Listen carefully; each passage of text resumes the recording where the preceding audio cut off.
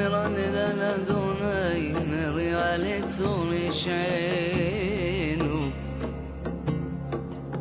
نقدم فنا بتودا بزميرت غريال كيل جدول دوني وملك جدول الكل لوي.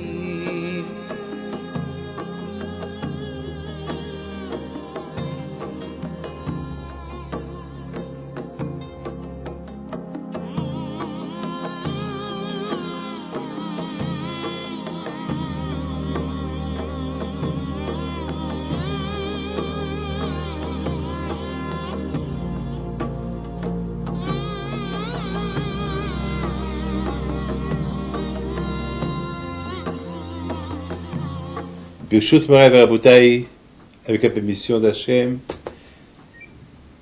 Mesdames et messieurs, bonsoir. Nous sommes à disons quelques heures avant la fête de Shavuot. La fête de Shavuot, c'est la fête de Matan Torah. C'est quoi la Matan Torah? Matan Torah, c'est le don de la Torah. Et ce qu'il faut savoir, c'est que cette fête de Matan Torah, c'est pas une fête de famille, c'est une fête de Shvuah, c'est une fête de serment. D'ailleurs, c'est la raison pourquoi cette fête-là s'appelle Shavuot, c'est du verbe serment. C'est-à-dire que on a juré de respecter la Torah et les mitzvot devant Akadosh Baruch Hu. Lorsque on a dit Na'aseh v'nishma, on fait et on écoute. En général, lorsqu'on propose une affaire à quelqu'un, on dit j'écoute, je vois, après j'écoute.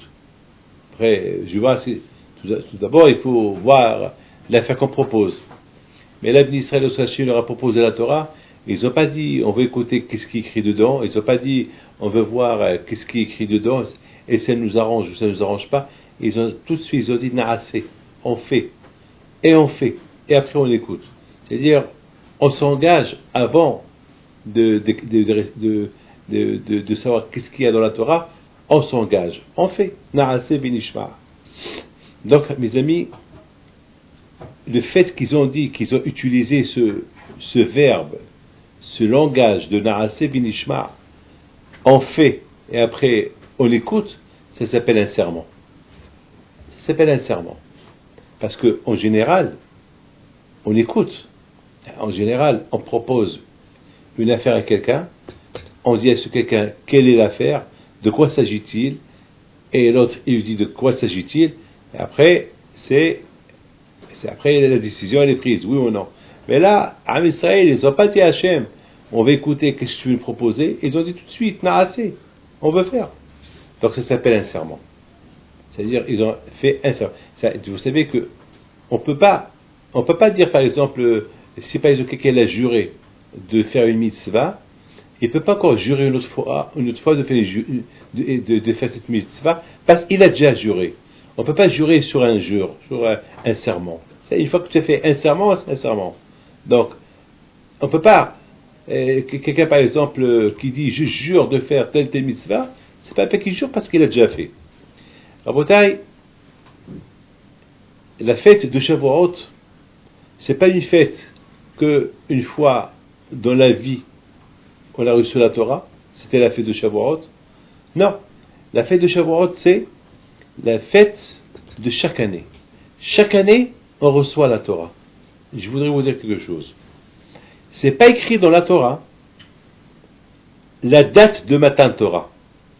Dans la Torah, c'est écrit que la fête de Shavuot, elle s'appelle la fête de la fête du comptage de Homer. Vous savez qu'on compte pendant 49 jours de Pessah jusqu'à Shavuot, on compte 49 jours, et après 49 jours, on fait la fête. Mais quelle est la fête? On ne sait pas. La fête, la Torah, elle dit pas que c'est la fête de Matan Torah. La Torah, elle dit, c'est la fête du compte, après avoir terminé le comptage des 49 jours de Pessah jusqu'à Shavuot, c'est la fête. C'est comme par exemple une femme, qu'elle est pas nette, qu'elle est nida, donc elle compte 7 jours, et après 7 jours, c'est la fête. Elle est pure, elle peut faire le sourire. Elle va pas refuser à son mari qui la touche, elle peut donner à son mari, ça y est, elle est permise à son mari. Mais c'est la mitzvah. C'est la mitzvah de compter les 7 jours. D'ailleurs, la femme, elle est obligée de compter les 7 jours lorsqu'elle fait le comptage de cette pureté. Elle est obligée de compter chaque jour 1, 2, 3, 4, 5, 6, 7. Elle fait des vérifications et après elle va au mikvé. Elle est propre pour son mari, il est propre pour elle, et voilà, tout. Les uns et les deux, ils sont propres l'un pour l'autre, et ces filles-là, si Dieu veut, peut-être, ils peuvent envisager d'avoir un enfant, et pourquoi pas. Donc, les deux sont propres. Donc, c'est le mikvé, c'est la fête.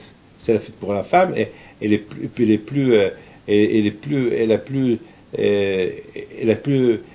n'a pas ce besoin-là d'éviter son mari, le mari n'a pas ce besoin d'éviter sa femme, maintenant il peut se toucher. Donc, dans la Torah, c'est pas écrit que la fête de Shavuot, c'est la fête de Matan Torah. Et justement, la question se pose pourquoi dans la Torah, et donne pas une raison pourquoi on fait cette fête, c'est parce que c'est la fête de Matan Torah.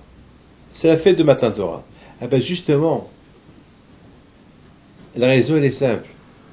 Nos sages ils disent, pour Matan Torah, pour la fête de la Torah, il n'y a pas de date. La Torah n'a pas donné de date fixe. Ça veut dire, il y a beaucoup de gens qui peuvent dire, bon, je vais commencer une nouvelle vie à partir de Shavuot. Puisque la Torah a été donnée à Shavuot, alors je vais commencer à étudier la Torah à partir de Shavuot. Alors on lui dit, pourquoi tu fais ça? Il dit, parce que c'est à Shavuot que la Torah a été donnée à Shavuot. On va dire, non, c'est pas vrai. C'est pas écrit à Shavuot que la Torah a été donnée. C'est vrai que la Torah a été donnée à Shavuot, mais la Torah, elle dit pas qu'on fait la fête à cause de Matan Torah. La Torah, simplement, elle dit, on fait la fête à cause de la préparation de Matan Torah. C'est ça le Hidouche. La préparation, c'est ça la fête.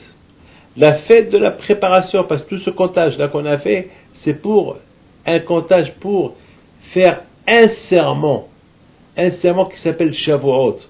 C'est-à-dire que tout ce comptage-là, on a calculé de Pessah jusqu'à Shavuot, on a calculé 49 jours pour jurer.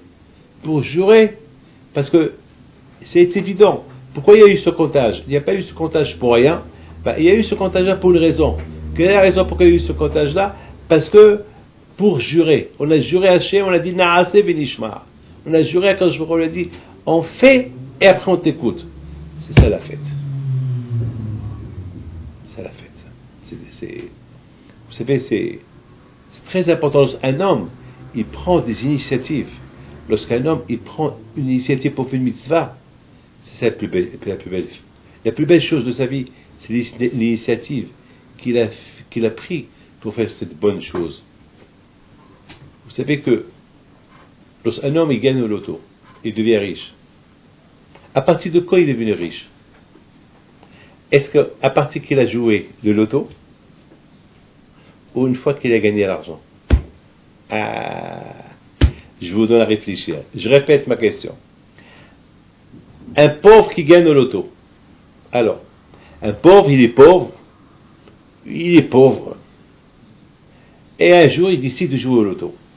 Il gagne 100 millions d'euros, si Dieu veut. Ah, voilà, vous tous, vous allez partir jouer au loto, vous tous vous allez gagner 100 millions d'euros. Maintenant, la fête que vous allez fêter toute votre vie pour les 100 millions d'euros que vous avez gagné, que vous allez gagner si Dieu veut, est-ce que c'est à partir, la fête elle commence le jour que vous avez été jouer le loto? C'est là la fête? Ou bien la fête commence, non? Parce que le jour que j'ai joué au loto, je ne savais pas que j'allais gagner. Alors la fête commence lorsque le jour que les numéros sont rentrés, et hop, tel et tel a gagné, des 6 numéros. Alors vous savez, il faut savoir une chose. Je connais quelqu'un en Angleterre. Ce quelqu'un vous savez qu'en Angleterre, il y a le loto du football. Et si je ne me trompe pas, ça s'appelle Littlewood. C'est je me rappelle pas comment, je crois que ça s'appelle Littlewood. Et les gens, ils jouent, et les gens, les Anglais, ils adorent ce jeu-là. Ils remplissent des casiers et ils écrivent, c'est en fonction des matchs nuls et des matchs gagnants entre équipes de football. Donc ils remplissent ou match nul et selon les casiers qu'ils vont remplir, il y a des points. Donc il faut qu'il y ait un certain nombre de points et ils peuvent gagner jusqu'à, je sais pas, 10 millions d'euros, 20 millions d'euros, je sais pas. Alors il y avait un que chaque semaine il joue jamais et un jour il était pressé, il joue, il dit à sa femme d'aller jouer et dans sa tête sa femme elle est partie la jouer. Ok?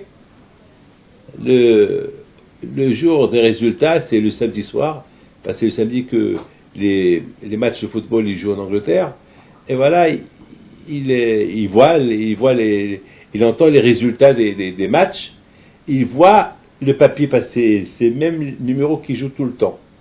Il voit qu'il a gagné, il pousse un cri, et en plus c'était 100% qu'il devait gagner le gros lot. Pourquoi? Parce que vraiment c'était des matchs impossible qu'ils gagnent, et il y avait des matchs qu'ils ont gagnés, c'est vraiment peut-être c'était le seul qui a gagné. Il pousse un cri, mais sa femme n'est pas à la maison. Il attend sa femme, il appelle partout sa femme, et sa femme elle n'est pas là. Et à la fin, sa femme elle arrive. Elle arrive comme tout le monde, elle arrive du travail. Et il lui dit, tu sais, on a gagné. Elle lui dit, quoi? On a gagné, tu as gagné quoi? Ben, on a gagné Littlewood, on a gagné au loto. Il lui dit, ah bon? Mais, il lui dit, waouh, j'ai oublié. Et vous imaginez-vous dans quel état il était le monsieur? Il a perdu le gros lot. Je ne sais pas les conséquences, qu'est-ce qu'il a fait à sa femme, ou que sa femme lui a fait, ça je ne sais pas. Mais tout ce que je sais, c'est ça l'histoire. L'histoire, elle était connue dans le monde entier, dans toute l'Angleterre, parce que même dans les informations, ils ont parlé de ce monsieur, parce qu'il y a des records que ce monsieur, il joue toujours les mêmes numéros, pendant peut-être 30 ans, 40 ans qu'il jouait ces mêmes numéros, ce samedi-là, il les a pas joués. Alors, je passe une histoire, c'était pas des juifs, c'est une histoire qui était dans les journaux. Donc, je pense que c'est une histoire c'est une histoire qui s'est passée entre Anglais, chez les Anglais. Donc, ça veut dire que, écoutez bien, c'est ce que je vais vous dire. Je me rappelle, moi, David Pinto. Une fois, je rêvais que je voulais gagner au moins au loto. On ne croyait pas que... Moi aussi, je voulais tenter ma chance. Il y a longtemps, ça, j'étais encore jeune homme. À cette époque, j'avais pas encore la yeshiva. J'avais aucune yeshiva. Et vraiment, je vous assure que je voulais simplement gagner parce que je rêvais ouvrir des yeshivot. Je rêvais faire une synagogue à Lyon, faire une synagogue à Paris, faire une yeshiva là. Je rêvais, je voulais. Aujourd'hui, grâce à Dieu, mes rêves, ils sont réalisés. Mais à l'époque, je voulais les construire avec de l'argent facile, de l'argent du loto. Et puis finalement,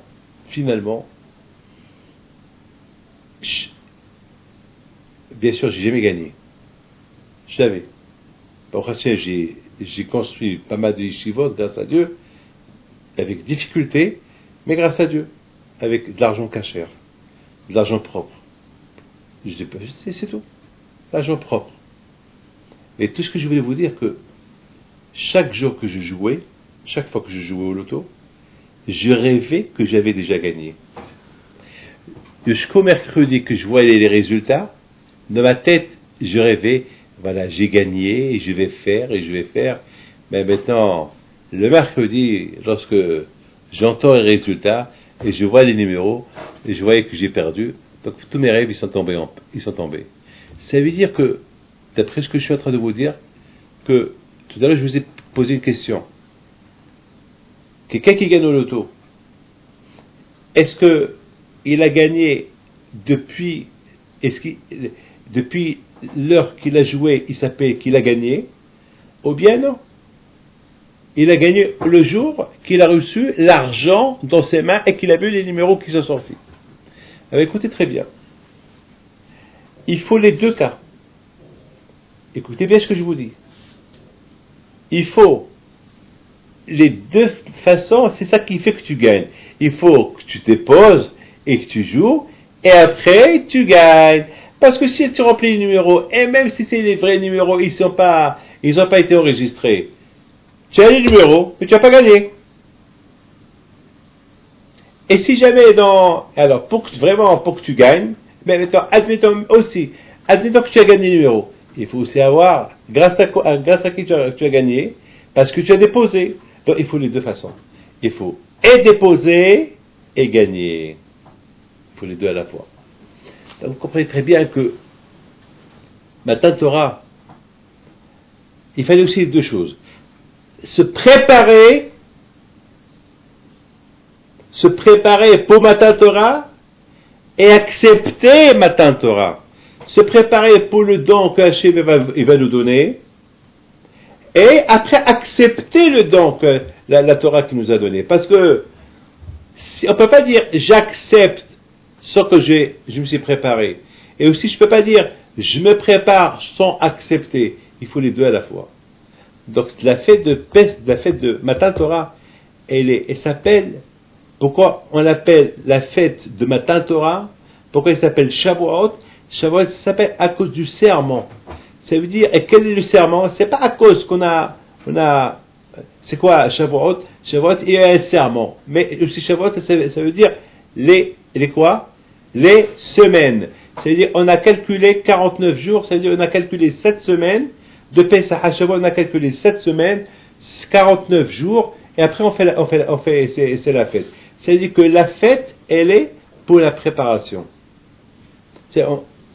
Le fait qu'on s'est préparé pendant 49 jours, on se prépare pendant 47 semaines, 49 jours, on se prépare pour accepter la Torah, alors ça veut dire que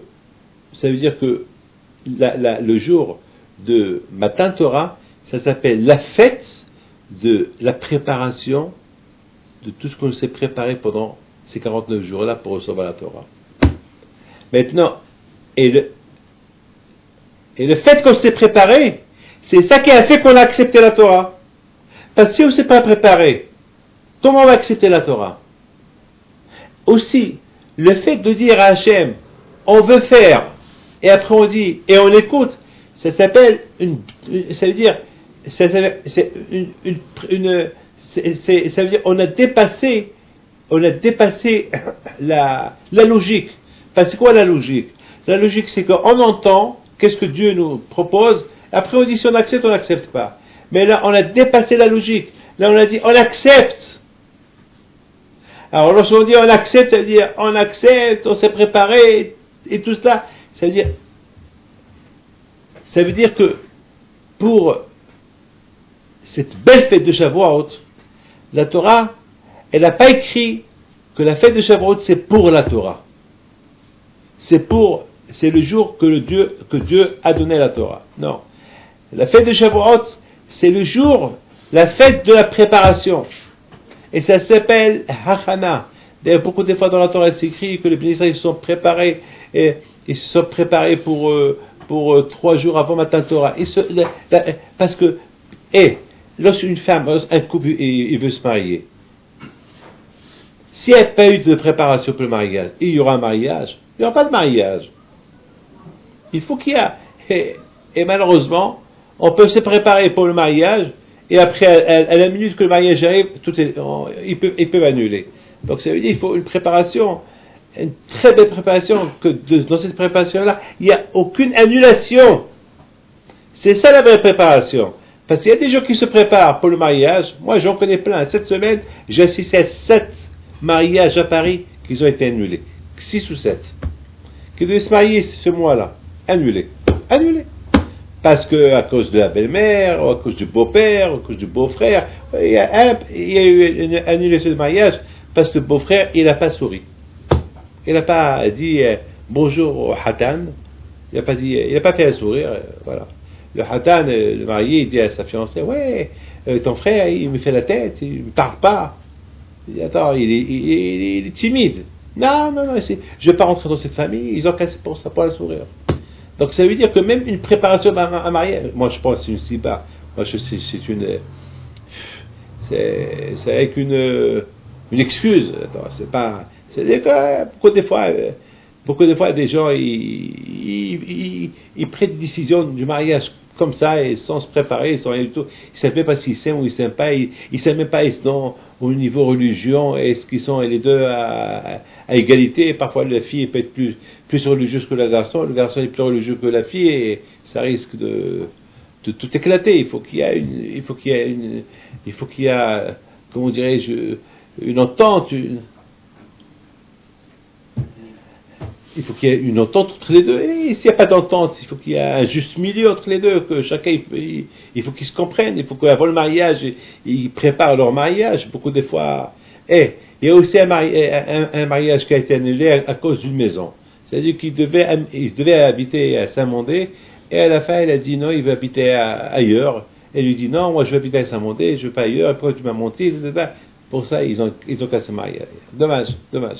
Donc même un mariage, il faut qu'il y ait une préparation solide, il faut qu'il y ait un amour solide. Il faut vraiment qu'ils s'adorent, qu'ils s'aiment aujourd'hui, à Shumishmo, des bagarres, des scènes à ne pas imaginer avant le mariage. Alors si ça commence comme ça avant le mariage, qu'est-ce que ça va être après le mariage? Donc même dans ça, il faut que les parents de deux côtés, il faut qu'ils soient un peu plus cool avec leur enfant. Il ne faut pas qu'ils font des bâtons sur le chemin. Non, il faut que le aîné soit comme ça, il faut que ceci soit comme ça. Et pourquoi tu n'as pas invité celui-là? Parfois, il faut laisser au couple un peu à respirer. Oh là là, ce bureau-là, comme il y a des larmes.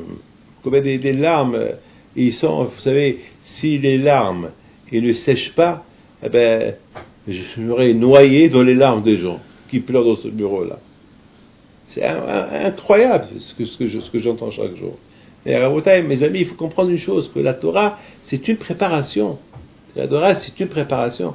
Donc, c'est pour cette raison qu'Akadosh Baruch Hu, il a donné 49 jours de préparation au Bnei Israël pour le jour qu'ils vont recevoir la Torah. Donc c'est la raison pourquoi Hachem il n'a pas dit on se prépare pour recevoir la Torah. Non, on se prépare pour faire une fête.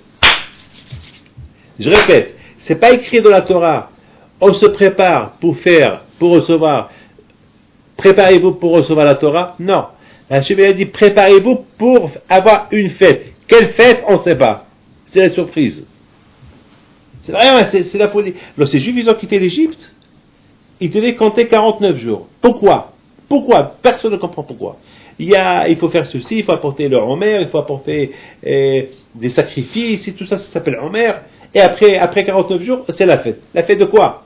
Quoi? On ne sait pas pourquoi. Alors c'est quoi? D'après ce que je suis en train de vous expliquer, Hachem il veut, on se prépare pour faire la fête. C'est quelle fête? La fête de la préparation. C'est-à-dire, lorsqu'on prépare bien la fête, alors la fête, elle se passe bien. Mais si on prépare mal la fête, alors la fête, elle se passe pas bien. Donc c'est la raison pour laquelle il leur a dit, voilà, la Torah que je vais vous donner, c'est sous condition. Si vous préparez bien, il y aura la vraie fête. Mais si vous préparez pas bien ces 49 jours-là, eh ben, il n'y aura pas de fête. Donc c'est la raison pourquoi c'est pas écrit dans la Torah qu'après 49 jours, il allait avoir matin Torah. Non, c'est pas écrit. C'est écrit uniquement dans la Torah qu'il faut compter 49 jours de Pessah jusqu'à Shavuot, compter 7 semaines. Une semaine ça s'appelle Shavuot, 7 semaines si en pluriel ça s'appelle Shavuot, et c'est comme la fête des semaines. C'est quoi la fête des semaines? Vous avez entendu la fête des semaines? Où on a entendu une fête qui s'appelle la fête des semaines? Où? Ça n'existe pas ça. Ben, après ce que je vous explique, c'est quoi que il a dit au Bnei Israël que préparez-vous pour recevoir la Torah pendant 49 jours, et si vous réussirez, et si vous allez réussir à bien se préparer pour matin Torah, alors on va faire une fête. La fête de la préparation. Lorsqu'un mariage, lorsqu'il y a un très beau mariage, Lorsque le mariage, qu'est-ce que les gens disent? Ah ben, le mariage était bien préparé. Oui ou pas? Toujours, on parle de la préparation. Lorsqu'une fête, une soirée est réussie, qu'est-ce qu'on dit? On dit, ah ben, c'était bien préparé. Donc, ça veut dire que toute la fête, elle est grâce à la préparation. Donc, ce monsieur-là, qui a rempli au loto, c'est au moment qu'il a rempli le loto, il a ciblé les numéros qu'ils ont gagnés, eh ben c'est déjà à partir de là il a gagné.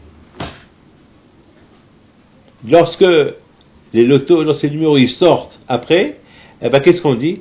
Ben, les numéros ne sont pas venus maintenant, ben les numéros ils sont venus depuis une semaine, parce qu'il les a bien remplis. C'est la façon, comment dire, la préparation. Toujours ça, c'est la préparation. C'est la fête de la préparation. C'est beau ça. La fête de la préparation. Un étudiant. Maintenant, il y a beaucoup des jeunes et des jeunes qui passent des examens, etc. Pour réussir. S'ils ne se préparent pas, s'ils ne révisent pas, ils vont gagner. Non. Non. Il y a une jeune fille qui vient chez moi ce matin, Rabbi David. J'ai perdu mon temps avec des bêtises avec des copines, etc. J'ai pas bien révisé mes devoirs et je sais pas, je veux une bracha pour que je réussisse. Je dis, madame, il n'y a pas de bracha pour réussir. Si tu t'es bien préparé, je te fais une bracha, mais tu t'es pas préparé, tu connais rien du tout. Quelle bracha je vais te faire? Quelle bracha je vais te faire? Tous ceux qui fêtent la réussite de leurs examens, c'est parce qu'ils se sont bien préparés. Ils ont bien révisé. Donc, mes amis, la Torah, elle dépend de la préparation. Selon comment on se prépare, on reçoit la Torah. À Matan Torah, à Shavuot, on reçoit la Torah. Mais quelle Torah? Vous savez que la Torah, elle n'a pas de dimension, la Torah. Elle n'a pas de dimension. Elle n'a pas de fin, la Torah. Toi, tu reçois quoi? La Torah? Quelle Torah? Vous savez, au loto, il y a ceux qui gagnent 10 euros. Il y a ceux qui gagnent 5 euros. Je ne sais pas s'il y a 5. Il y a 5, je ne sais pas. Il y a ceux qui gagnent 20 euros ou 75 euros. Ça dépend. Ou bien il peut gagner 1000 euros. Ou bien il peut gagner jusqu'à 1 million d'euros. Ou bien il peut gagner jusqu'à 100 millions d'euros. On parle de la chance. Les Havdil, la Torah c'est pareil. Selon la préparation de la Torah, on réussit. On ne peut pas dire Hachem est dans la Torah à Shavuot. Hachem est dans la Torah à Shavuot selon comment on s'est préparé. C'est vrai. Il y a une donation. Il y a la Torah qui va être donnée. Mais ça dépend comment on s'est préparé. Et selon comment on s'est préparé, on reçoit en fonction de ce qu'on s'est préparé. On s'est bien préparé depuis Pesach jusqu'à Shavuot. Alors, la donation, elle sera, en conséquence, elle sera très importante. Matan Torah. Matan, c'est du verbe matana. Matana, ça veut dire un cadeau. Un cadeau. Mais un cadeau, un roi. Lorsqu'un roi, il donne un cadeau, en général, les cadeaux qu'un roi, il donne, ils sont des cadeaux importants. Mais maintenant, si le roi, ça dépend à qui il donne. Et s'il donne un homme très important, eh bien, le cadeau va être important. Mais s'il donne à quelqu'un qui est un révolutionnaire, à qui il se révolte contre lui tout le temps, et quoi, le roi, il donne les cadeaux à tout le monde. Qu'est-ce qu'il va donner à ce révolutionnaire? Celui qui se révolte contre lui tout le temps. Rien du tout. Il va lui donner une gifle, peut-être. Ou rien du tout. Il va le sauter. Il va lui dire, voilà, c'est ça ton cadeau. Ton cadeau, je te donne rien du tout. Voilà ton cadeau. C'est déjà beau que je te tue pas. C'est pas que je te mets pas en prison. Avec tout ce que tu m'embêtes, c'est bien que... Donc, Rabotai, on voit que Matan Torah, la fête de Matan Torah, la Torah n'a pas écrit exactement, la Torah n'a pas écrit que Shavuot, c'est la fête de la donation de la Torah. La Torah, elle n'a pas écrit que Shavuot, c'est la fête de la donation de la Torah. La Torah, elle n'a pas écrit. Pourquoi la Torah, elle n'a pas écrit? Parce que selon comment tu t'es préparé, selon ce que tu t'es préparé, tu reçois. Donc c'est vrai, à Matan Torah, c'est le jour du jeu. C'est le jour, les Havdi, quand on sait pas le loto, c'est tel et tel jour qu'on joue le loto. Tel et tel loterie, c'est tel et tel jour qu'on joue la loterie. Mais c'est vrai, d'accord. La Torah aussi, les Havdil. On sait que la Torah a été donnée le 6 Sivan. Oui, mais la Torah, elle n'a pas écrit que la Torah a été donnée le 6 Sivan. Pourquoi?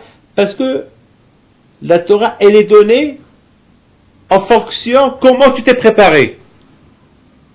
Donc, c'est vrai, elle est donnée, mais aussi elle n'est pas donnée à tout le monde. Il se peut qu'il y aura beaucoup de gens qui ne vont pas la recevoir. Par exemple, les gens qui s'en foutent de Shavuot, que pour eux Shavuot c'est nul, c'est rien du tout. Pour eux Shavuot c'est un jour de férié. Pour eux Shavuot c'est pas, hey, ils veulent passer un week-end comme c'est cette semaine. Shavuot il tombe vendredi et samedi. Bon, il y a des gens qui travaillent le vendredi, il y a des gens aussi qui travaillent le samedi. Donc il n'y a pas Shavuot pour eux. Il n'y a pas Shavuot pour eux, il n'y a pas de fête pour eux. Ils travaillent. Donc, qu'est-ce qu'ils vont recevoir? Ils vont recevoir quoi? Rien du tout. Donc, c'est la fête de Shavuot. La Torah n'a pas précisé le jour de Matan Torah. La Torah uniquement, elle a précisé que pour recevoir la Torah, il faut se préparer. Et selon comment tu t'es préparé, tu reçois. Tu t'es bien préparé, tu reçois. C'est pour ça que la Torah dit que après 49 jours de Pessah jusqu'à compte de Pessah, 49 jours, c'est la fête. La fête de quoi? La fête de préparation. Quelle préparation? Ta préparation que tu t'es préparé pour recevoir la Torah. Selon ta préparation, tu reçois quelque chose. Parce que le cadeau de la Torah, il n'est pas égalité pour tout le monde. C'est parce que s'il y avait quelqu'un comme Rabbi Shimon Bar Yochai et quelqu'un comme moi, c'est pas pareil. Rabbi Shimon Bar Yochai va pas recevoir comme moi, et moi je vais pas recevoir comme lui, il va recevoir plus que moi, et moi je vais recevoir moins que lui, et peut-être je ne vais rien recevoir. Qui sait? C'est la raison pour laquelle à Shavuot, c'est pas écrit la date. Il n'y a pas écrit de date. C'est uniquement la fête de la préparation. Haga Achana. La fête de la préparation. Et à Kadosh Baruch Hu, à partir du premier Sivan, pendant ces 6 jours-là, c'est des 6 jours très sacrés. Là, Kadosh Baruch Hu, là, Hashem a dit à Moshe Rabbeinu, fais préparer les Juifs un peu plus pour Matan Torah. Prépare les Juifs un peu plus. Maintenant, ils arrivent il reste que 6 jours. C'est ce qu'on appelle les 6 jours les plus importantes. Et chaque jour qui passe, on s'approche au jour de Matan Torah. Vous savez, mes amis, je voudrais vous poser une question. Pourquoi la Torah a été donnée dans le désert? Pourquoi? Pourquoi pas à Paris? Pourquoi pas, je sais pas, pourquoi pas en Égypte? Pourquoi Hachem n'a pas fait un grand détour dans le monde entier qui font, je sais pas moi, pourquoi être dans le désert? Et en plus, ils sont restés dans le désert presque 40 ans. Alors, pourquoi Hachem n'a pas donné la Torah en Israël? Pourquoi Hachem n'a pas donné la Torah devant les peuples? Pourquoi dans un désert, il n'y a pas de témoin, il n'y a rien du tout? Hein? Il n'y a pas de témoin, il n'y a rien. Il n'y a rien. Il n'y a rien qui témoigne qu'on a reçu la Torah. Il n'y a que nous seuls qui témoignent qu'on a reçu la Torah. Nous on était là. Mais on n'a pas vu des gens, pourquoi pas, je sais pas moi, pourquoi pas dans une ville, je sais pas, que Akadosh Baruch Hu il fait un miracle, que les Juifs ils arrivent, je sais pas, dans un pays, et que les gens de ce pays-là, ils nous embêtent pas, ils nous font rien du tout, et devant eux on reçoit la Torah. Waouh!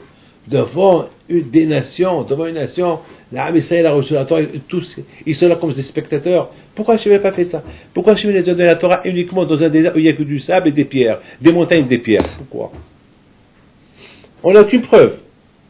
Le monde, il a aucune preuve. C'est vrai, nos sages disent que le monde était paralysé, à Matan Torah, jusqu'à que les goïms, les nations, ils ont eu peur, ils ont dit à Bil'am, qu'est-ce qui se passe? C'est la fin du monde.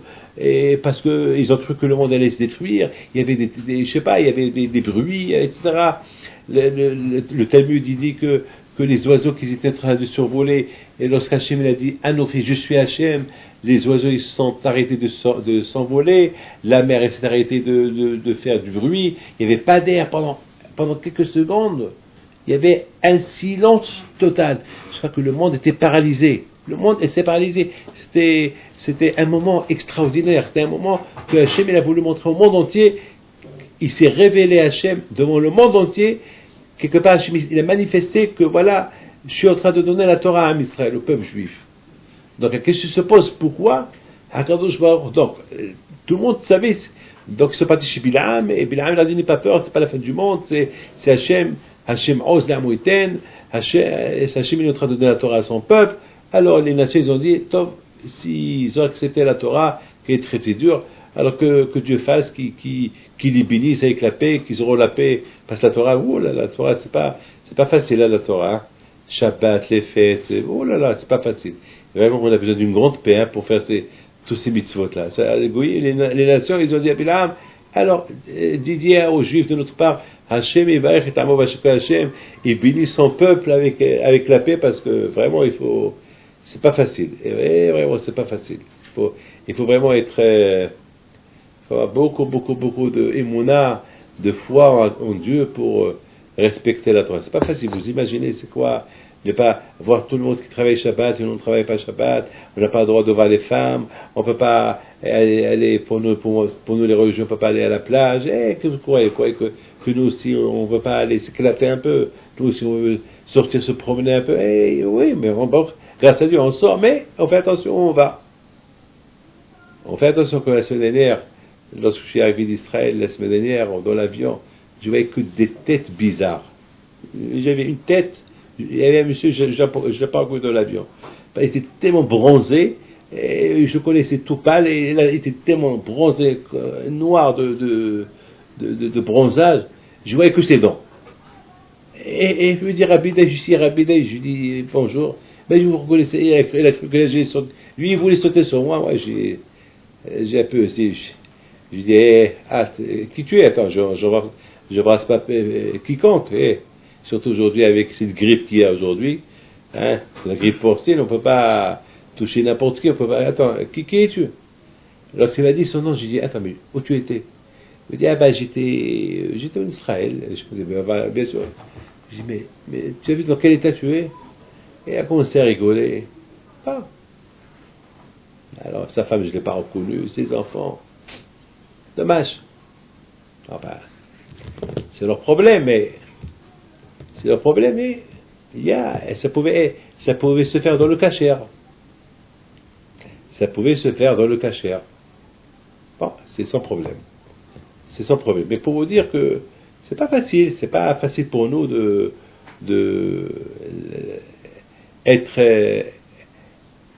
vivre dans ce monde et se priver de tout. C'est pas facile. Mais grâce à Dieu, on est heureux. On est content. Ne croyez pas que je regrette. Ouh là là, loin de là. Contraire, j'ai la peine de voir ce qui se passe. Contraire, je suis très heureux pour Hachem. Le contraire, j'aurais été malheureux si j'aurais fait une faute.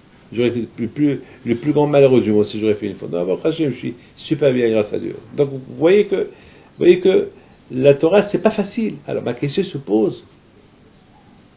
Donc c'est ce qu'ils ont dit les nations. Les nations ils ont dit à Bilam, dis aux Juifs de notre part que le bon Dieu les bénit avec la paix, parce que vraiment il faut beaucoup de patience, il faut être riche aussi pour être juif, parce que les cachers ça coûte cher, les écoles juives ça coûte cher, tout est cher, et que tu bouges il faut que tu payes, tu dis ton nom il faut payer, tu dis bonjour à un juif il faut le payer, pour qu'il te rende bonjour il faut que... je rigole. Mais pour vous dire, tout est caché, tu vois, mais qu'il faut payer. Là où tu vas, il faut payer. Tu vas à la synagogue, il faut payer des dons. Et tu as les rabbins du matin au soir qui viennent, il faut leur donner l'argent. C'est pas, les tchilines, ça coûte cher. Je raconte une petite histoire. Il y avait une fois un non-juif qui discutait avec un juif. Il lui dit, tu sais que nous, on a plus de fêtes que vous. Et le juif, il lui dit, non, mais non, tu rigoles. Vous avez peut-être, je sais pas, 10, 15, 20 fêtes dans l'année. Alors le non-juif lui dit, mais vous avez que 5 ou 6. Le juif lui dit, non, nous on a une centaine peut-être. Alors le non-juif lui dit, c'est pas vrai, non, ne me dis pas ça, moi j'ai grandi avec, moi je fréquente beaucoup les juifs, et je mange chez eux, et je fais des affaires avec eux, je sais les fêtes qu'ils ont Pessah, Sukkot, Shavuot, Hanouka, Purim. Qu'est-ce qu'ils ont encore? Alors le juif il dit non, on a beaucoup de fêtes. Hein. Il dit, tu sais, le non-juif lui dit, tu sais quoi? Viens, toi et moi, on va faire un pari. Et celui qui a le plus de fêtes, il reçoit un coup. Et d'accord, viens. Alors le juif lui dit, tu commences toi. Tu commences, frappe-moi pour chaque fête que tu as, donne-moi un coup. Et le non-juif, il prend le balai et il commence à citer les fêtes qu'il a. Et à un moment donné, il s'arrête. Il s'arrête, je sais pas, 15, 20, je sais pas, il s'arrête. Tous les week-ends, tous les... Je lui ai dit, je sais, tu as terminé? Il a dit oui. Ah, maintenant c'est mon tour. Alors, le non-juif, il se prépare et il croyait qu'il allait recevoir que quelques coups. Alors, ça commence pas bien. Et le juif lui dit, bon, nous avons la fête de Pessah, Shavuot, Sukkot, Rosh Hashanah, Kippour, Hanouka, Purim, et après, Shabbat, 53 Shabbatot de l'année. Et l'autre, il commence à crier, qu'est-ce que tu fais? Il dit, mais attends, tu as oublié que Shabbat, c'est une fête. Toute la semaine, on se prépare pour Shabbat. C'est une fête. Alors, calcule. Donc, c'est pas facile, hein. C'est pas facile avec tous ces fêtes de l'Aïnara. Combien ça coûte cher. C'est ce qu'ils ont dit. Ils ont dit à les non-juifs, ils ont dit à Bilam, que le bon Dieu leur donne le shalom. Donc, c'est pas facile. C'est pas facile. Donc, la question qu'on se pose, pourquoi Hachem, il a donné la Torah où? Dans le désert. Pourquoi pas dans une ville, devant tout le monde, devant les témoins? Comme ça, tout le monde va témoigner qu'on a reçu la Torah. Vous avez compris?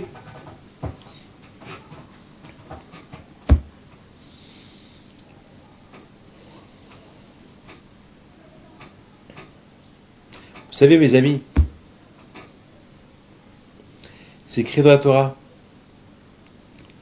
Amarot Hashem, Amarot Tehorot. Les paroles d'Hachem, ils sont des belles paroles, les paroles qui sont pures. Mais pour que ces paroles d'Hachem, qui sont pures, ils resteront purs, parce qu'eux, de eux-mêmes, ils sont purs. Un diamant, de lui-même, il est pur. C'est un diamant, il s'appelle diamant. Maintenant, tout dépend. Dans quel doigt le diamant, il est posé.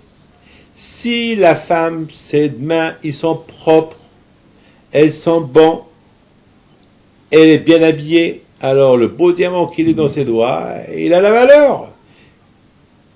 La femme, elle est mise en valeur grâce au diamant qu'elle a dans ses mains. Mais si la femme, elle est pourrie, elle pue, elle est mal habillée, elle est mal coiffée, ses mains sont sales, ses mains sont pourries, il y a de la boue dans ses mains, est-ce que, après elle prend le diamant, elle le met dans ses doigts, est-ce que ce diamant, il va l'embellir? Est-ce que ce diamant, il va lui donner, il va la mettre en valeur? Non, le contraire. Elle va devenir encore plus moche. Et le diamant, il va même pas lui aller. Alors, c'est de même. Les paroles d'Hachem, Amarot Hachem, Amarot Tehorot, les paroles d'Hachem, ils sont purs. Ils sont super purs, mais tout dépend comment l'homme il est. Si l'homme il est bien, alors les paroles d'Hachem, ils vont rendre l'homme encore plus pur. Mais si l'homme il n'est pas pur, alors les paroles d'Hachem, ils vont être impurs en lui. Les paroles en eux-mêmes, ils sont belles, mais ils ne vont pas être mis en valeur. Comme un cochon qu'on va, par exemple, on va le maquiller et on va l'habiller et on va lui mettre les plus belles, les plus beaux bijoux du monde. Est-ce que ça va l'embellir? Non, il restera cochon. Le cochon, c'est cochon. Ça va pas le rendre beau, rien du tout. C'est tout. Il faut savoir une chose, que la Torah, HaKadosh Baruch Hu, il a voulu la donner dans le désert au peuple juif. Pourquoi? Dans le désert. Pourquoi dans le désert? Pourquoi pas devant tout le monde? Parce qu'Hachem, il a voulu que Am Israël, ils reçoivent la Torah. Hachem, il a voulu déconnecter les Juifs du reste du monde. Hachem, il a voulu que le Juif, il entend uniquement sa voix. Il n'a rien à voir. Il n'y a rien de matériel. Le matériel, c'est comme malheureusement le matériel, c'est comme un voile entre l'homme et Dieu. Celui qui est attaché au matériel, il ne voit pas Dieu. Pour voir Dieu, pour sentir Dieu, il faut qu'il y ait un contact, toi et lui. Mais si tu donnes l'importance plus au matériel, Dieu, tu le mets de côté, c'est fini. Vous savez que, écoutez bien ce que je vais vous dire. Écoutez bien. Pourquoi le mort? Ça, c'est quelque chose que j'ai découvert. Peut-être, c'est vrai ce que je vais vous dire. C'est ma pensée à moi. Pourquoi le mort, lorsqu'il meurt, ses yeux se ferment? Pourquoi il ne voit plus? Pourquoi il est aveugle? Pourquoi il est aveugle? Le mort, enfin, ces yeux-là qui voient, ces beaux yeux-là qui voient, lorsque la personne il meurt, il ne voit plus. Il reste ouvert. Parfois il meurt, les yeux se ferment, mais les yeux, de toute façon, les yeux c'est fini. Vous allez me dire, mais les mains aussi ne bougent pas. Les pieds aussi ne bougent pas. Le corps aussi ne bouge pas. Rien ne bouge. Mais j'aurais pu vous dire que les yeux quand même, c'est... Pourquoi Hachem n'a pas fait que les yeux, ils voient? Et pourquoi ils restent ouverts? Vous savez ce que la Torah dit? Haram, ils me disent, tout ce que lorsque le mort il meurt, il faut lui fermer ses yeux. Beaucoup de fois, on scotche les yeux des morts. Pourquoi? Parce qu'on n'arrive pas à les fermer. Ils ne veulent pas se fermer. C'est-à-dire que c'est la logique, que lorsque quelqu'un meurt, il devient paralysé. Après, son sang, il gèle. Il y a plus, le cœur, il ne fonctionne plus. La mémoire ne fonctionne plus. Tout meurt. Donc, la vue aussi, elle meurt. Mais ma question est, pourquoi les yeux ne se ferment pas? Parce que la logique des choses, lorsque quelqu'un dort, il ferme ses yeux. Pourquoi les yeux ne se ferment pas? Pourquoi les yeux restent ouverts? Vous savez, une chose, et à tel point qu'on est obligé de les fermer. Vous savez que, avec les yeux, on peut voir sans voir. On peut ne pas voir lorsqu'on voit aussi. Vous savez, mon père, il avait des yeux, mais il voyait avec ses yeux uniquement ce qu'il voulait.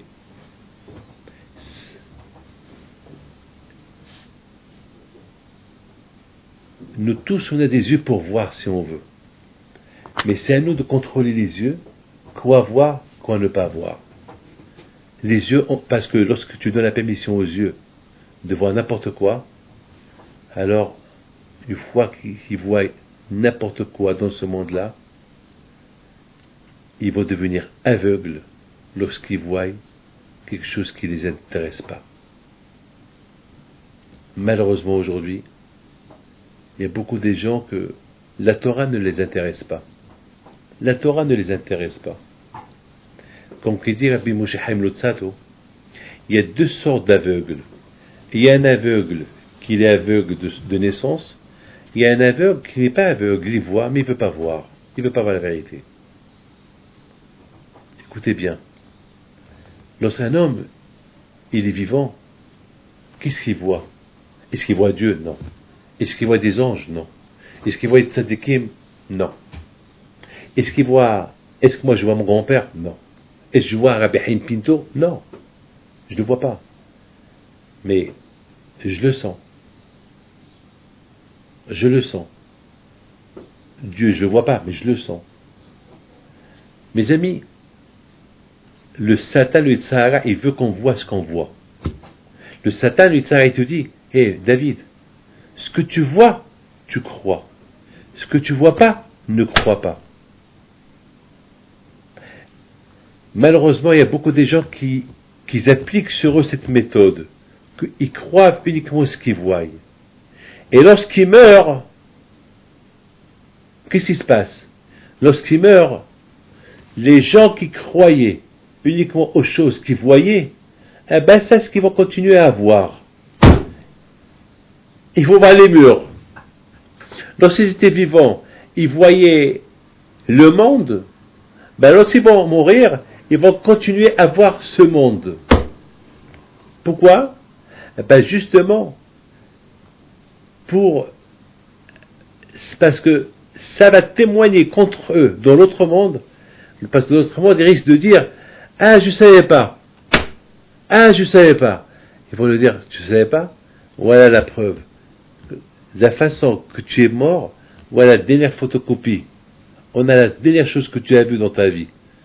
Lorsque tu vivais, tu voyais que ce monde. Tu vivais que par ce monde, tu respirais que par ce monde, tu voyais que ce monde, tu voyais que les choses qui t'intéressaient. Ben voilà. Voilà. Voilà la preuve. Les tzadikim, c'est pour cette raison, on leur ferme les yeux.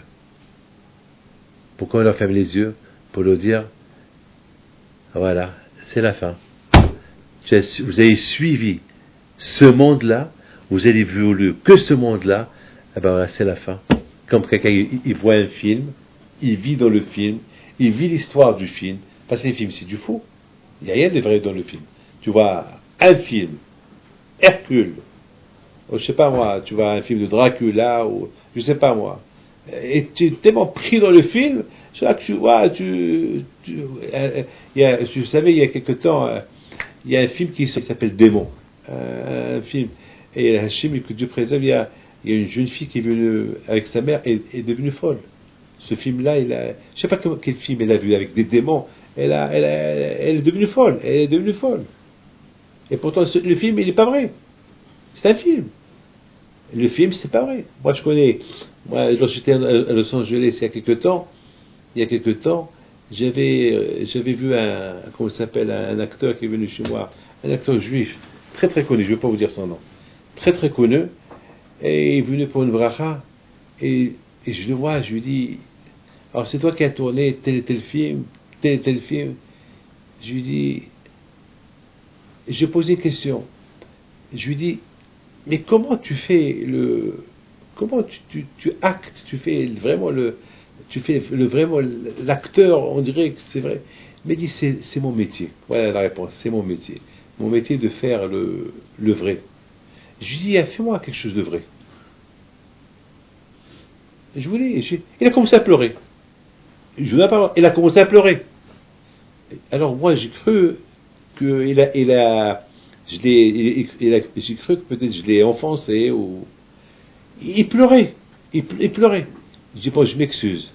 Et après, il a commencé à rigoler. Il m'a dit voilà, tu as voulu savoir, tu as voulu voir que comment j'acte. Voilà, je vous ai montré que voilà, je sais pleurer. Et j'ai fait le cinéma. Devant vous. Payez-moi, il me dit. Payez le ticket. Ah, je rigole. Pour vous dire que, ben, voilà, lorsque vous voyez un film, vous voyez le film. Vous croyez que vous êtes dans l'histoire, mais c'est du faux. Et après l'histoire, après le film, ça y est, vous voyez sur le petit écran fin, et les lumières qui s'allument, vous êtes tous vous regardez, les uns regardent les autres, et on dirait que ils sortent tous d'un cinéma. Ils sortent tous d'un film. Ils se croyaient tous des acteurs, ils se croyaient tous dans le film, ils se croyaient tous dans... Tout le monde était dans la réalité, et voilà, et tout le monde il se lève après avec les serviettes en train de s'essuyer les yeux, et total, c'était du cinéma. Enfin, c'était du fou. Ou alors, rien. C'était beau, ça veut dire du faux. Un film. Barabotaï, c'est ce qui se passe à ce monsieur-là. Ce monsieur, au moment, il a vécu toute une vie dans le film. Parce que c'est quoi la vérité? La vérité, c'est quelque chose que tu prends avec toi. Ah, tu vas acheter de la viande. Tu sors avec de la viande. Il faudra de l'argent. Mais si tu n'as pas d'argent, tu rentres avec rien et tu sors avec rien. Tu n'as pas d'argent. Dans ce monde-là, Rabotaï, ça dépend comment on vit le monde. On peut vivre le monde et en profiter, et dans ce monde-là, et plus haut, et après. Parce que Hachem nous a donné la monnaie, la mitzvot. La mitzvot, c'est de la monnaie. Avec cette mitzvot-là, on peut acheter plein de choses. On va devenir riche. Et dans ce monde-là, et le bénéfique, il est dans l'autre monde. Donc lorsqu'on quitte ce monde, on laisse les yeux ouverts. Pourquoi? Parce que on est en train de dire au revoir à ce monde, mais de l'autre côté, on voit un autre monde. Ah, qu'il est plus beau que de ce monde. En plus, on voit Dieu. Waouh! On est attiré vers cette lumière de Dieu. Et on veut se débarrasser. On dit, bah, Hachem, on est heureux. Et là aussi, on ferme les yeux. Pourquoi? Pour faire une fin à ce monde matériel. Et maintenant, dans l'autre monde, tu n'as pas besoin de tes yeux que tu as dans ce corps-là. Tu as déjà d'autres yeux. Ça, c'est le côté positif. C'est pour ça, pour un homme qui est croyant, qui a fait des mitzvot de ce monde-là, on lui ferme les yeux. Il meurt avec les yeux ouverts. C'est style, parce qu'il voit un autre beau monde qui l'attend. Et maintenant, il dit au revoir à ce monde-là matériel où il a vécu grâce à Dieu. Et c'est grâce à ce monde-là où il a vécu qu'il a aimé l'autre monde. Maintenant, il dit merci à Hachem. Mais celui qui n'a pas profité de ce monde-là, à servir le bon Dieu, il a servi que son corps, il a servi que son propre monde. Il a vu, il est parti de créer ses yeux. Mais ses yeux, ils ont vu ça. Il est parti après ça. Et ses yeux, ils ont vu ça. Et ses yeux, ils veulent profiter de ce monde-là. Une fois qu'il quitte ce monde-là, il a peine de quitter ce monde-là. Il voit que ce monde-là. Mais on lui dit, monsieur, c'est la fin. Il ne voit plus rien. C'est dommage pour lui. Ça restera les yeux fermés et il verra que le noir. C'est pour cela qu'on dit que le monde futur, il y a deux mondes futurs. Et le monde futur qui s'appelle paradis, et le monde futur qui s'appelle l'enfer. Et l'enfer, c'est le monde de l'obscurité. Et le paradis, c'est le monde de la lumière. Donc ce monsieur-là, qu'il est là, qui vient de quitter ce monde-là, ses yeux sont ouverts. Si c'est un monsieur qui est bon, ses yeux sont ouverts pour dire au revoir à ce monde où il a vécu, il dit bonjour à l'autre monde.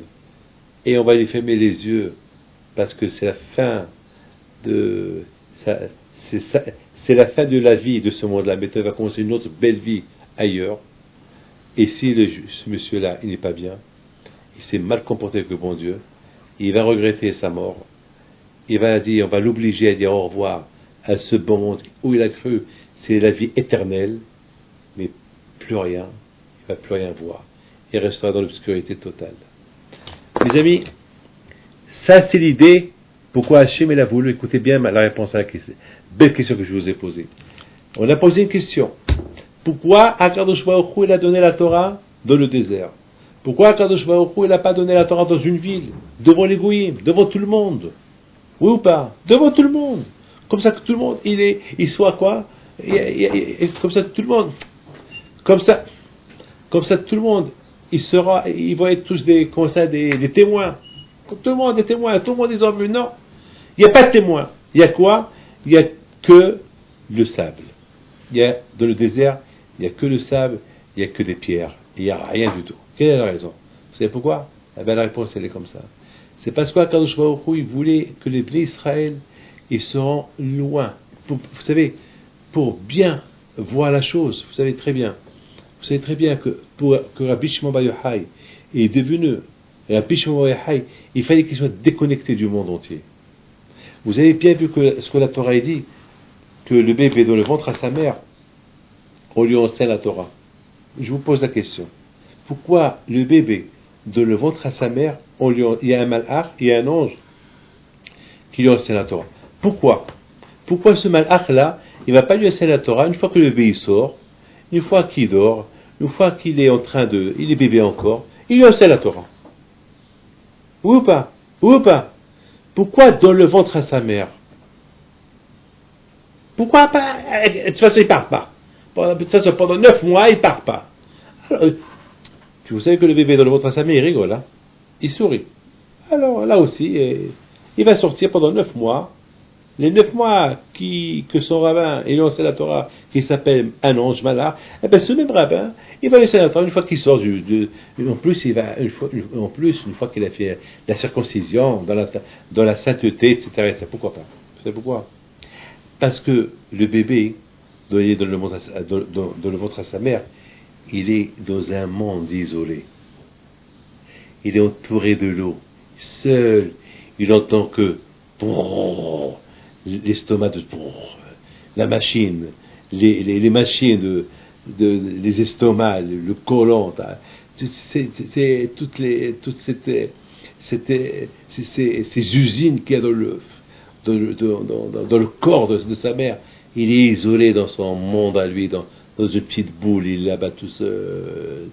Il est connecté avec sa mère, il mange tout seul.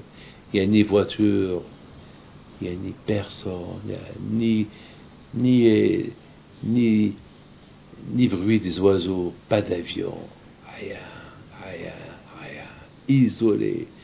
Uniquement dans l'isolement, on peut étudier. Comme Rabbi Shimon Bar Yochai, dans l'isolement, il est arrivé à être Rabbi Shimon Bar Yochai.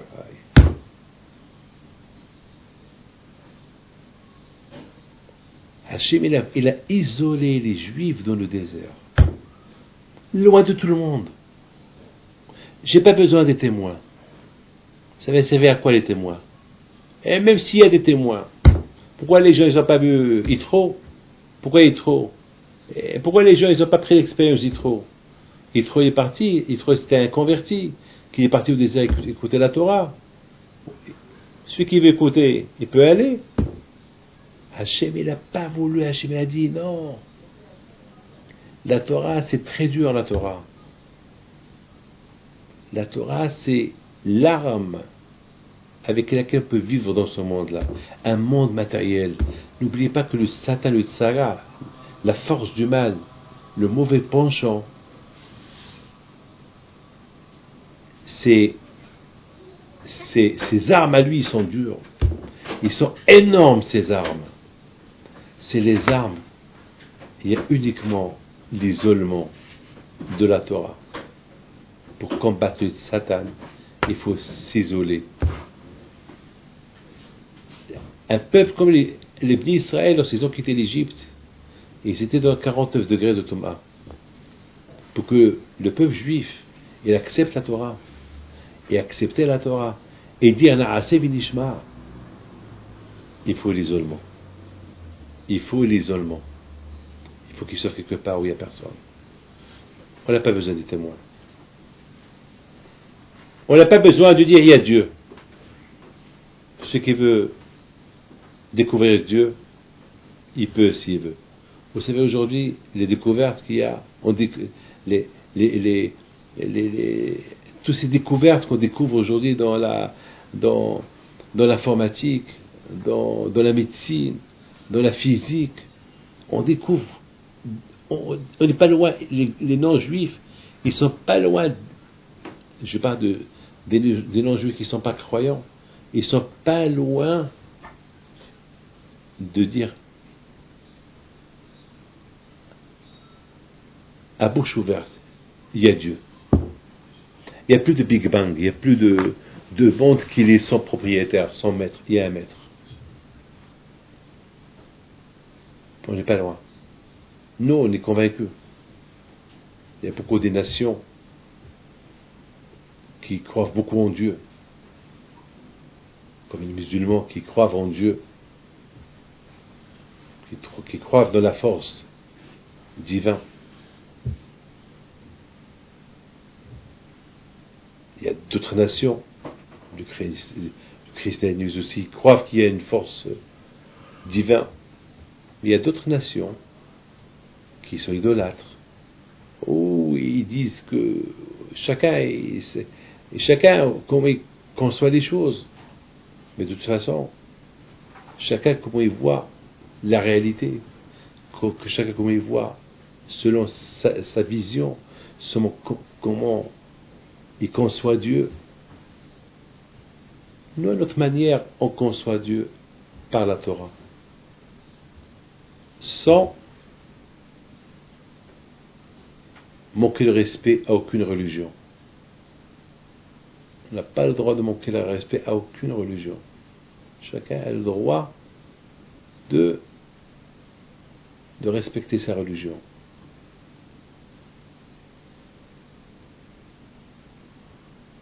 La Torah, il nous a été donnée non avec une date précise. Il n'y a pas de date précise. Selon ta préparation, tu reçois la Torah. Et de plus que tu t'isoles pour étudier la Torah, tu connaîtras la valeur de HaKadosh Baruch Hu, la valeur de Dieu. Et de plus que tu t'isoles, un isolement à la yeshiva ou chez les rabbins pour découvrir la Torah, tu découvriras Hachem. Donc selon ta préparation, tu as reçu la Torah. Il n'y a pas de date. Selon combien tu t'es préparé, ça veut dire que tu peux recevoir la Torah chaque jour. Chaque jour tu reçois la Torah, pas chaque jour tu te prépares plus qu'hier. Hier tu as connu Dieu, ça veut dire qu'aujourd'hui tu le connais plus qu'hier. Dans la façon comment tu le connais aujourd'hui, tu te prépares pour le servir davantage. Amarot Hashem, Amarot Teorot. Les paroles d'Hachem, c'est des paroles extraordinaires. C'est la raison pourquoi, mes amis, la Torah a été donnée dans le désert, Bamidbar. Bamidbar Sinaï. Dans le désert du Sinaï. La Torah a été donnée dans le désert du Sinaï. Pourquoi dans le désert du Sinaï? Pour nous apprendre que la Torah, si les Juifs ils sont arrivés à dire, Naraseh binishma, on fait, on accepte, parce qu'ils ont fait une belle préparation, et c'est parce que Hachem les a aidés à avoir cette préparation. Comment il les a aidés pour se préparer à recevoir la Torah? Comment il les a aidés lorsque il leur a donné la Torah dans le désert, loin de tout, loin de la ville, loin des oiseaux, loin des périphériques, loin des gens, loin de tout le monde, loin du monde extérieur, loin de tout le monde. Hachem n'a pas besoin de témoins. Hachem n'a pas besoin qu'on est là. Et c'est la raison, mes amis, pourquoi HaKadosh Baruch Hu, il a dit que chacun de nous il soit un tabernacle pour Hachem. Si chacun, selon chacun, comment il fait et se prépare, Hachem réside en lui. Et le vrai tabernacle a été fait de leur argent. Vous savez, l'argent, c'est le cœur. Parce que ce qu'il est dans l'argent, il est dans son cœur avec. Ça veut dire que Hachem, il veut qu'on sert à HaKadosh Baruch Hu avec le cœur. On construit un Mishkan pour HaKadosh Baruch Hu, non seulement un Mishkan pour la forme, mais un beau Mishkan. Pas avec une belle vie, une belle maison. On est bien de l'extérieur, mais il faut aussi de l'intérieur. Donc, mes amis, on a bien compris quelle est la raison pourquoi HaKadosh Baruch Hu nous a donné la Torah. Donc, avec l'aide de Dieu, il reste encore quelques jours ou quelques heures pour Matan Torah. Donc, que chacun de nous se prépare bien comme il le faut. Et selon comment on se prépare, on reçoit. Voilà, c'est la raison pourquoi c'est pas écrit dans la Torah la date, que c'est écrit dans la Torah uniquement que il faut compter 49 jours, ou bien 49 jours, ça veut dire que c'est l'équivalent de 47, de 7 semaines. Et après, c'est la fête. La fête de quoi? La fête de Matan Torah, c'est pas écrit dans la Torah, c'est la fête de Matan Torah, non. C'est la fête. C'est la fête de quoi? La fête. La fête, elle se fait lorsque tu te prépares. Selon ta préparation, il y a la fête. Si tu t'es préparé, si tu t'es pas préparé pour recevoir la Torah, même si la fête de Shavuot elle arrive, c'est pas Shavuot pour toi, parce que tu t'es pas préparé. Sur la fête de Shavuot, c'est la préparation. Donc, hier à son que Hachem, il vous donne à vous tous, la santé, la joie, la prospérité, et si Dieu veut que Hachem il nous aide à voir Mashiach, qu'Akadosh Baruch Hu il nous envoie tous la rifoua, la santé qu'elle a et que Hachem il apporte la paix dans le monde qu'elle a et que cette grippe porcine qu'elle va un peu à gauche et à droite, qu'elle se calme si Dieu veut, qu'on la calme si Dieu veut, qu'Hachem vous protège et bonne fête et à la semaine prochaine.